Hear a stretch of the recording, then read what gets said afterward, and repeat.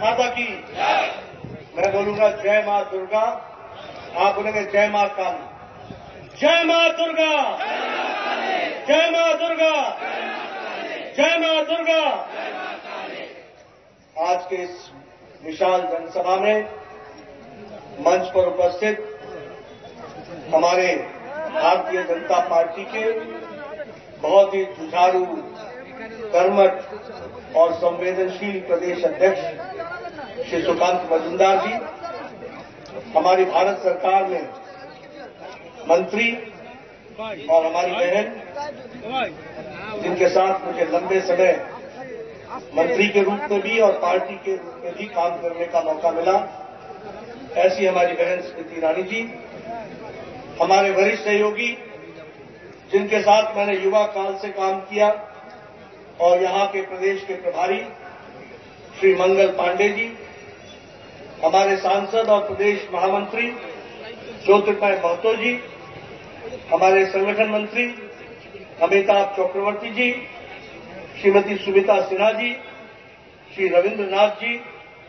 अरुण कुमार जी, तापसी मंडल जी और सुदाम पंडित जी, सम्मानित मंच और इतनी बड़ी संख्या में एकत्र आए देवियों और सज्जनों, मेरे युवा साथी और प्रिंट मीडिया और इलेक्ट्रॉनिक मीडिया के मेरे साथी, आज मुझे यहां इस पवित्र तपोस्थली और जिसे हम कहते हैं कि शक्तिपीठों का प्रदेश, ऐसे प्रदेश में मुझे आने का सौभाग्य मिला है और दक्षिणेश्वर से लेकर तारापीठ तक सभी शक्तिपीठों से जो प्रेरणा मिलती है, उस प्रेरणा के साथ नमन करते हुए मैं अपनी बात को प्रारंभ करता हूं। मित्रों, हम सब लोग अभी स्मृति जी को सुन रहे थे, सुकांतो दा को सुन रहे थे। आप लोगों को मेरे हिंदी में बोलने में थोड़ी तकलीफ होगी, लेकिन फिर भी धैर्यपूर्वक सुनेंगे तो मुझे लगता है कि आने वाले समय में बंगाल में भारतीय जनता पार्टी को आगे बढ़ाने में आप बहुत बड़ा योगदान करेंगे। मित्रों, बंगाल के स्वाभिमान को, बंगाल के गौरव को हमको समझ, और उसी तरीके से हमारे चोका तारा इस पर्पल लाइन के लिए मेट्रो में आदरणीय प्रधानमंत्री जी ने 2,475 करोड़ रुपए खर्च किए थे और उसका उद्घाटन किया। और उसी तरीके से श्यामा प्रसाद मुखर्जी के नेशनल इंस्टीट्यूट और वाटर सैनिटेशन के लिए 100 करोड़ रुपए दिए थे। सीवेज प्लांट के लिए 990 करोड़ रुपए दिए थे। मैं ये आंकड़े रख रहा हूं, मैं मीडिया वालों को कहूंगा, मेरे आंकड़ों को चेक कर लेना। कोई 990 करोड़, कोई 2,245 करोड़, कोई 3,000 करोड़। ये बंगाल की धरती को विकास करने के लिए मोदी जी का पूरी की पूरी ताकत है। लेकिन जब हम बात करते हैं प्रधानमंत्री आवास योजना की, तो हमने 4 करोड़ यहां पर सैंक्शन किए और जिसमें से 3 करोड़ 60 लाख आवास योजना बने सारे देश में, और उसमें से 52,50,000 घर यहां बने।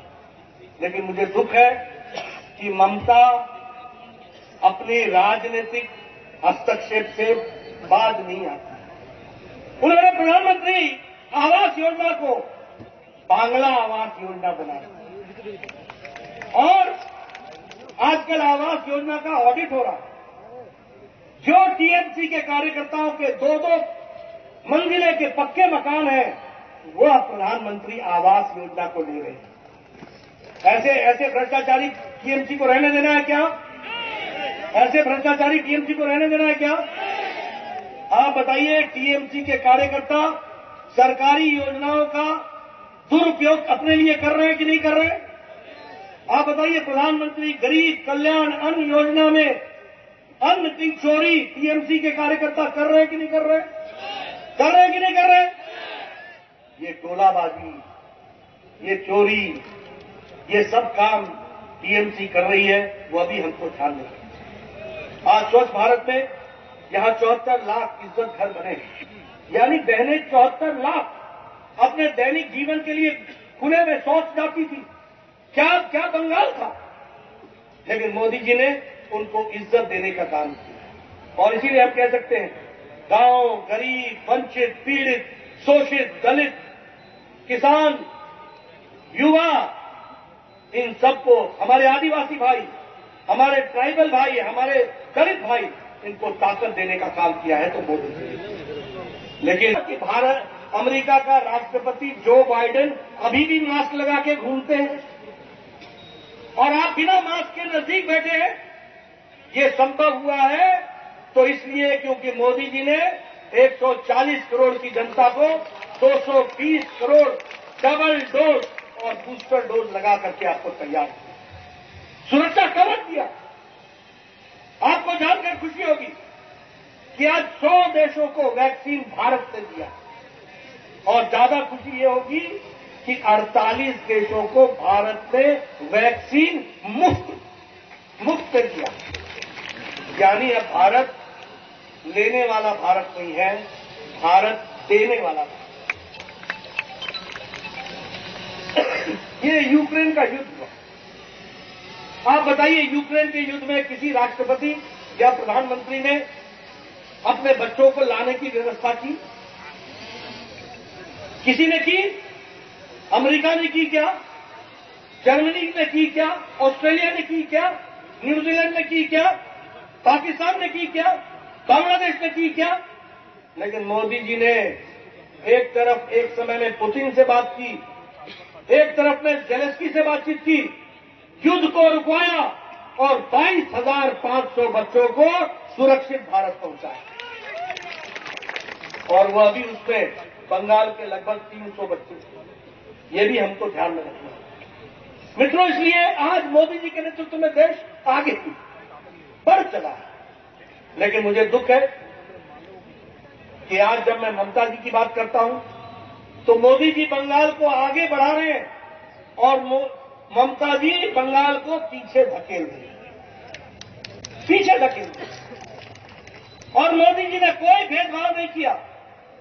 आपको जानकर खुशी होगी, इस बार के बजट में कलकत्ता के मेट्रो के रेल के लिए 1,000 करोड़ रुपए दिया है मोदी जी ने इस बार के बजट में।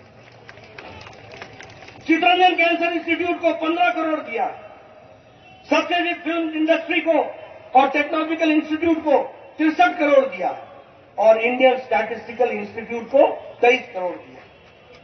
आपको जानकर खुशी होगी कि 30 दिसंबर को प्रधानमंत्री मोदी जी ने वेस्ट बंगाल को बहुत बड़ी सौगात दी थी। लेकिन आपको ये भी याद होगा कि 30 दिसंबर को उनकी पूज्य माता जी शांत हो गई थी। आदरणीय प्रधानमंत्री जी ने अपनी पारिवारिक जिम्मेदारी को निभाया, माता के अंतिम दर्शन किए। यही बंगाल ईस्ट इंडिया कंपनी का हेडक्वार्टर होता। और आज मोदी जी के नेतृत्व में हम लोगों ने ब्रिटानिया को भी पछाड़ के हम आगे बढ़ सके। मुझे खुशी है कि आज भारत दवाई बनाने में दुनिया की फार्मेसी बन गया है और दुनिया को सबसे सस्ती और असरदार दवाई भारत दुनिया को दे रहा है। ये भी हमको समझना है। आज आप सब लोग बचपन में सुनते होंगे कि जापान कार बनाता था, गाड़ियां बनाता था, और जापान कहते थे टोयोटा बनाता है, डैक्सन बनाता है, जापान का मुकाबला कोई नहीं। लेकिन आपको मैं बताना चाहता हूं कि मोदी जी के नेतृत्व में ऑटोमोबाइल में, गाड़ियां बनाने में भारत जापान को पछाड़कर तीसरे नंबर की ऑटोमोबाइल इंडस्ट्री बनी। और हमारे आगे सिर्फ 2 रह गए, चाइना और अमेरिका। और समय आते आते हम आगे बढ़ेंगे, ये हमको ध्यान रखना। मैं आपके साथ बताना चाहता हूं, आपके पास मोबाइल है। 2014 में ये मोबाइल 92% विदेश में बनता था और चीन में बनता था। और आपको मालूम है कि चीन का मोबाइल कैसे हाथ में फट जाता, याद है आपको? याद है कि नहीं है? आज भारत 97% मोबाइल भारत बना रहा है मोदी जी के नेतृत्व में। वो भी हमको चाहिए। ये जो एप्पल है, ये एप्पल को ध्यान से देखना। जो नया एप्पल आया है उसमें लिखा है मेड इन इंडिया। ये बदलता भारत है। लेकिन मैं ममता दीदी को दृष्टि कैसे दे दूं? मैं उनको दिशा कैसे दे दूं?